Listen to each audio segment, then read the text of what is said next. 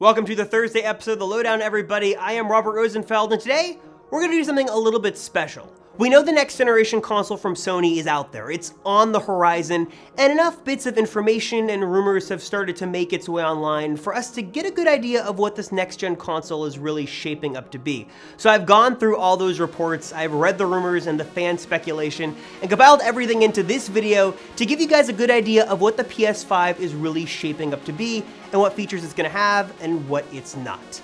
Here's the lowdown.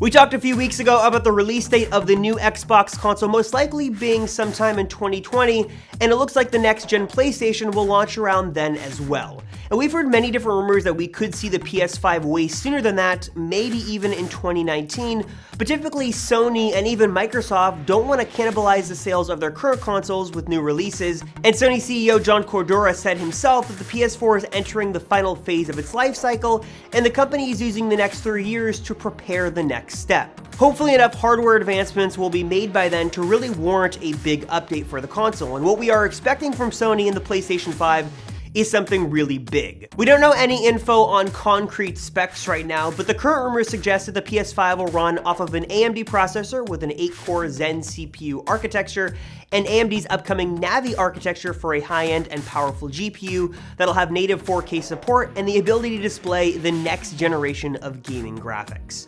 And with all of this power, we should also see an upgrade coming to memory with a jump from the current 8 gigs in the PS4 Pro to 12 or possibly 16 gigs of next generation RAM, even DDR6 RAM in the new console. Storage capacity in the new PS5 should also greatly increase. We could see a baseline storage of at least a few terabytes, and possibly the ability to option up even more. And SSD technology could also make its way into this new console. As capacity goes up and prices go down, it would be a great addition to this next-gen console.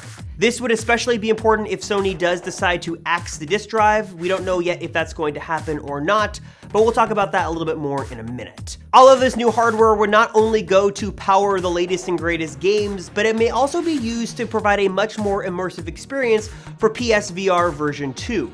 Reports indicate that Sony is heavily investing in the future of VR, and that the PS5 will have much more of the technology built into the system to power the PSVR, meaning an additional box or extra external processors and cables would not be needed, making the whole experience a little less clunky. We're also hearing that the new version of PSVR may have a higher resolution headset, HDR support, and a wider field of view to provide a more immersive experience. And it looks like Sony will most likely follow suit with Microsoft in heavily bolstering their gaming selection and their cloud computing power of their game streaming service PlayStation Now. And the service currently streams over 500 PS3 and PS4 games to your Sony console or PC, but this number will probably grow to a much larger collection in the coming years as game streaming becomes more widely adopted.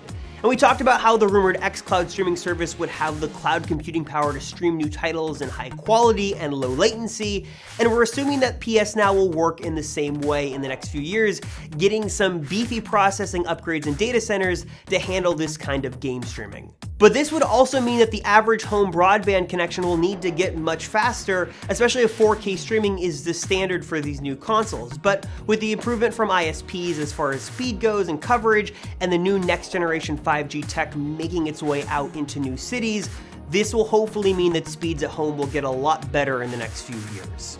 We're still a bit off from 2020, so we don't know if the console is going to get a design refresh or what its particular starting price point will be, but here's where the conversation with you guys comes in.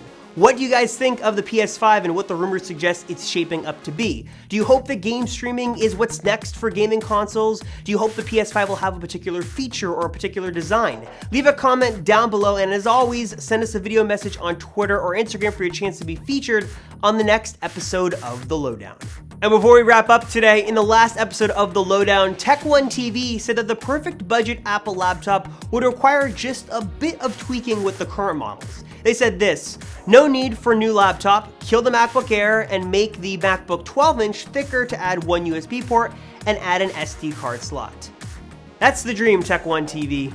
That's the dream, but knowing Apple, it's probably just not gonna happen.